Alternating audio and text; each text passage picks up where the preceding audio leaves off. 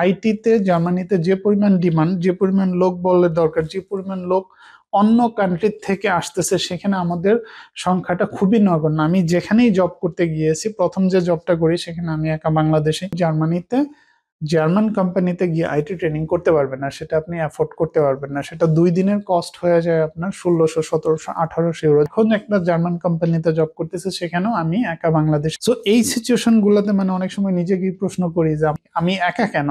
আসসালামু আলাইকুম। জার্মানিতে আইটি জবের ডিমান্ড যেরকম অনেক বেশি, ঠিক জার্মানির ভিতরে এর বিপরীত চিত্রটাও আছে, যে আমাদের অনেক বাংলাদেশি যারা জার্মানিতে এসে ব্যাচেলর অথবা মাস্টার্স করেছে, তাদের অনেকে কিন্তু আবার জব পাচ্ছে না। মানে সে যে সাবজেক্টে পড়াশোনা করেছে সেই সাবজেক্টে জব পাচ্ছে না। কিন্তু যেটা খুবই দুঃখের বিষয় যে তাদের অনেকেই জানে না যে তারা যে সাবজেক্টে পড়াশোনা করুক, তারা কিন্তু এখন আইটিতে জব করতে পারে। এবং আমি যদি আমার ফার্স্ট জবের কথা বলি, যেটা আমি আগের ভিডিওতেও বলেছি, যে আমার প্রজেক্টে 9 জন পাকিস্তানি ছিল, তাদের মোস্টলি ছিল বিজনেসের স্টুডেন্ট। এবং একজনের অবস্থাটা এমনই ছিল, সে তার ব্যাচেলর কমপ্লিট করেনি, মানে ব্যাচেলরের মাঝখান থেকে আইটি জব শুরু করেছে, আইটি জব পেয়ে গিয়েছে, এবং সেখান থেকেই সে তার ব্যাচেলর কুইট করে আইটি জব কন্টিনিউ করেছে, জার্মানির ভিসা পেয়েছে এবং তার ওয়াইফকে নিয়ে এসেছে। সে আমার কলিগ ছিল। সো এই যে বিষয়গুলো, সেই জায়গাতে আমরা অনেক ক্ষেত্রে পিছিয়ে আছি। হয়তো আমাদের ইনফরমেশন গ্যাপ আছে, অথবা ইনিশিয়াল যে গাইড দরকার আইটি জবে আসার জন্য, অথবা ইনিশিয়াল যে ট্রেনিং দরকার সেই ট্রেনিংটা আমাদের নাই। আবার হয়তো আপনারা বলতে পারেন যে ট্রেনিং ছাড়া কি কেউ আসতে পারেন? আমি যদি আমার কথাই বলি, অথবা আমার সাথে যারা পাকিস্তানি ছিল, ইন্ডিয়ান ছিল, তাদের কারোরই কিন্তু কোনো প্রায়র ট্রেনিং ছিল না, প্রায়র নলেজ ছিল না। সেটা আমার নিজের ক্ষেত্রেও। কিন্তু আমরা কিন্তু আইটিতে এসেছি। এখানে আমি ধন্যবাদ দিব যে আমাকে 3 জন গাইড করেছিল, তার ভিতরে একজন আমার ফ্রেন্ড রাজীব, ওকে ধন্যবাদ না দিলে ছোট করা হবে, এবং আরেকজন আমাদের মাহি ভাই, যিনি আমাকে অনেক তথ্য দিয়ে এবং ডিরেক্ট এখানে গাইড করেছে, এবং আরেকজন ফারুক ভাই। সো এদের নাম না বললে আসলে অন্যায় হয়ে যাবে। সো এদের কাছ থেকে আমি যে ইনিশিয়াল গাইডটা সেটা পেয়েছিলাম, কিভাবে আইটি জব পেতে পারি, এই রিলেটেড যে গাইডগুলো সেগুলো আমি পেয়েছি।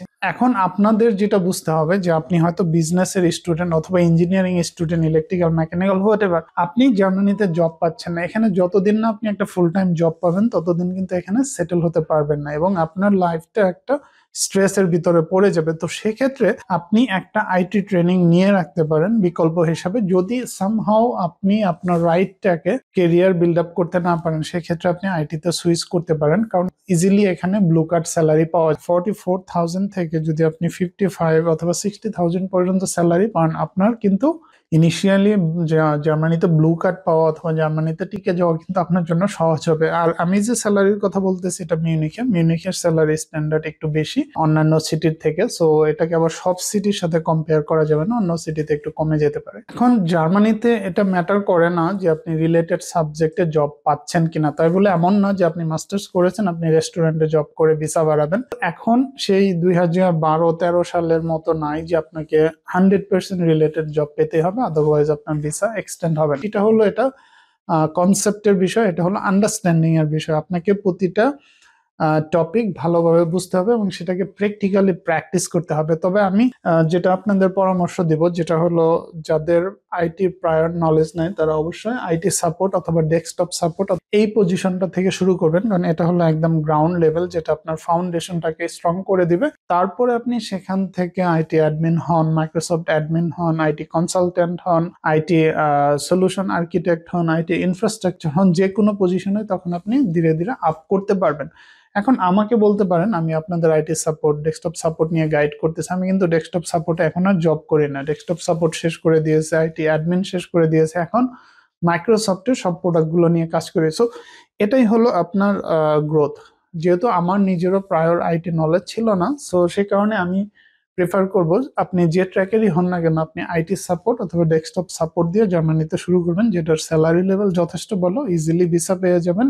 জার্মানিতে প্রতি বছর হিউজ আইটি এক্সপার্ট জার্মানিতে আসতেছে, এবং মেজরিটির জার্মান ল্যাঙ্গুয়েজের A1 লেভেলও নাই, কিন্তু তারা এখানে আসতেছে, তারা জব করতেছে, এবং তাদের জব দেওয়ার পিছনে মূল কারণ হলো তাদের এক্সপার্টাইজ। সো আইটিতে জব আছে, ডিমান্ড আছে, কিন্তু সেখানে আপনার এক্সপার্টাইজটা গ্রো করতে হবে, সেখানে আপনার নলেজ গেইন করতে হবে এবং সেখানে হাতে কলমে দক্ষ হতে হবে। আইটি এমন একটা সেক্টর, সেখানে আপনার কন্টিনিউয়াসলি প্রবলেম সলভিং এর ভিতর দিয়ে যেতে হবে। আর যদি এই জায়গাটাতে কেউ আপনাকে গাইড করে অথবা প্রপার আপনি ট্রাবল শুট অথবা প্র্যাকটিক্যাল ওরিয়েন্টেড কোনো ট্রেনিং পেয়ে যান, টু বি অনেস্ট সেটা আপনার জন্য আশীর্বাদ স্বরূপ। আমি এখানে শুধু মার্কেটিং বা বিজনেস পার্সপেক্টিভে দেখতেছি না, এখানে আমি আমার কমিউনিটিতে দেখতেছি যে আইটিতে জার্মানিতে যে পরিমাণ ডিমান্ড, যে পরিমাণ লোক বললে দরকার, যে পরিমাণ লোক অন্য কান্ট্রি থেকে আসতেছে, সেখানে আমাদের সংখ্যাটা খুবই নগণ্য। আমি যেখানেই জব করতে গিয়েছি, প্রথম যে জবটা করি সেখানে আমি একা বাংলাদেশি, এখন একটা জার্মান কোম্পানিতে জব করতেছি, সেখানেও আমি একা বাংলাদেশি, যদিও সেখানে আমার আইটি ডিপার্টমেন্টে ইন্টারন্যাশনাল কেউ নাই, সেখানে মোস্টলি জার্মান, আর তাদের ভিতরে আমি একজন ইন্টারন্যাশনাল। সো এই সিচুয়েশন গুলোতে মানে অনেক সময় নিজেকেই প্রশ্ন করি যে আমাদের বাংলাদেশিরা কি জার্মানিতে নাই, আমি একা কেন? মানে এখানে তো স্কোপ অনেক, তো সেক্ষেত্রে আমি একা কেন কেন এখানে আমি আমার একজন সঙ্গী অথবা আমার একজন দেশি ভাই পাশে পাচ্ছি না? এখানে মূল প্রবলেম যেটা, যে আপনাদের বেসিক যে আইটি নলেজ সেটা থাকে না। এখন সেটা বিল্ড আপ না করলে কেউ আপনাকে জব দিবে না। আপনি জার্মানিতে আছেন, ইটস ওকে, আপনি মাস্টার্স কমপ্লিট করেছেন, ইটস ওকে, বাট এটা আপনার একটা জব এনশিওর করতে পারবে না। যেগুলো দিয়ে জব এনশিওর করতে পারবেন, একটা হলো জার্মান ল্যাঙ্গুয়েজ, দ্বিতীয়ত হলো আপনার টেকনিক্যাল স্কিল, মানে একদম প্র্যাকটিক্যাল স্কিল যেটা জবে আপনি অ্যাপ্লাই করবেন। জার্মানিতে আছেন তাদেরকে বলবো যে ট্র্যাকে আছেন তাদের অ্যাটলিস্ট এই ট্রেনিংটা করে রাখা উচিত। আর আপনি চাইলেও জার্মানিতে জার্মান কোম্পানিতে গিয়ে আইটি ট্রেনিং করতে পারবেন না, সেটা আপনি অ্যাফোর্ড করতে পারবেন না। সেটা 2 দিনের কস্ট হয়ে যায় আপনার 1600, 1700, 1800 ইউরো, যেটা আমি নিজেই একটা ট্রেনিং করেছি, যেটা আমার কোম্পানি পে করেছিল 1800 ইউরো। আদারওয়াইজ সেটা আমি নিজেও অ্যাফোর্ড করতে পারতাম না। সো যে কারণে এই ট্রেনিং গুলো আপনি চাইলে অ্যাফোর্ড করতে পারবেন না। আর 2 দিনে আইটি ট্রেনিং, সেই ট্রেনিং আসলে আপনি কিছুই মাথায় রাখতে পারবেন না। 2 দিনে এত এত টপিক চলে আসছে যে সেটা হোল্ড করা খুবই টাফ। যে কারণে আপনাদের জন্য আমার ইনিশিয়েটিভ, এবং এই নমিনাল প্রাইস দিয়ে এই প্র্যাকটিক্যাল ট্রেনিংটা নিয়ে তারপর আপনি নিজেকে প্রিপেয়ার করে আপনার সিভিতে যেন লিখতে পারেন যে আমি এটা জানি, আমি এটা জানি, আমি এটা জানি, আমি আইটির এই জানি। এবং ইন্টারভিউ যে প্রশ্নগুলো করা হবে সেই প্রশ্নগুলোর আনসারও আমি আপনাদের দিয়ে দেবো।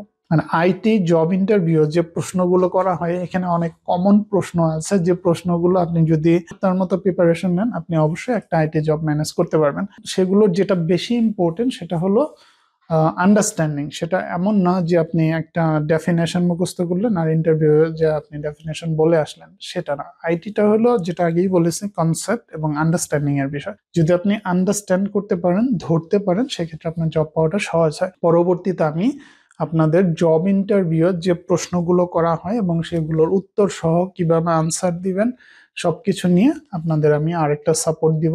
সেক্ষেত্রে যে কেউ আইটিতে কেরিয়ার বিল্ড আপ করতে পারে। ফ্র্যাঙ্কলি স্পিকিং, এই আইটিটা আসলে এত কঠিন না। এখানে ইনিশিয়ালি কোনো কোডিং নাই, কিন্তু এখানে আন্ডারস্ট্যান্ডিং এর বিষয় আছে। যখন আপনি সার্ভার, এসসিসিএম, ইনটিউন, শেয়ার পয়েন্ট, তারপর মাইক্রোসফট 365, তারপর আপনার এক্সচেঞ্জ সার্ভার, তারপর মাইক্রোসফট টিমস অ্যাডমিন, যখন এই সবগুলোর আপনি অ্যাডমিন হয়ে যাবেন এবং এই জায়গাতে যখন কাজ করবেন, তখন আপনাকে অনেক কমপ্লেক্স বিষয় নিয়ে কাজ করতে হবে এবং সেখানে আপনার কোডিংও আছে। যেমন মাইক্রোসফট পাওয়ার অ্যাপস, যদি আপনি পাওয়ার অ্যাপসে কাজ করেন সেখানে কোডিং আছে, আপনি কোডিং শিখতে পারেন। আপনি যদি পাওয়ারশেল স্ক্রিপ্টিং করতে চান সেখানে আপনি কোডিং করতে পারেন। সো কোডিং করার অনেক জায়গা আছে, কিন্তু আপনি জাম্প করেই কোডিং এ যেতে পারবেন না। আরেককেই দেখা যায় যে জাম্প করে আমরা ডেটা সায়েন্টিস্ট হতে চাই, অনেকেই জাম্প করে আমরা ডেটা অ্যানালিস্ট হতে চাই, কিন্তু আসলে ডেটা সায়েন্টিস্ট, ডেটা অ্যানালিস্ট এই পজিশনগুলোতে যেতে হলে যে পরিমাণ প্রোগ্রামিং স্কিল দরকার, সেই স্কিলটা আপনার ভিতরে আছে কিনা সেটা আগে প্রশ্ন থাকবে। এবং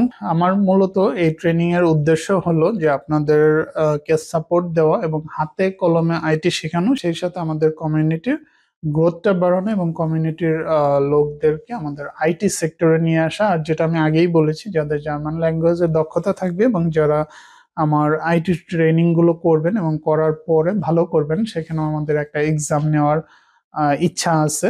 সেখান থেকে আমরা ফিল্টার করে, সো যারা রিয়েলি আইটিটা ধারণ করে এবং সেই সাথে জার্মান ল্যাঙ্গুয়েজের প্রফিসিয়েন্সি আছে, তাদেরকে আমরা বিভিন্ন কোম্পানিতে রিকমেন্ড করব, বিভিন্ন কোম্পানিতে তাদের রেজুমে গুলো ফরওয়ার্ড করব। প্রথমত আমার দরকার যে দক্ষ লোকবল, তারপর তাদেরকে ফাইন টিউন করাটা খুবই সহজ। এবং তারপর যদি আমি আপনাদের সাপোর্ট না দেই, অনেস্টলি আপনারা নিজেরাই জব খুঁজে নিতে পারবেন। কিন্তু আপনাদের যেটা দরকার যে প্রপার গাইডলাইন, এবং হাতে কলমে আইটি শিক্ষা।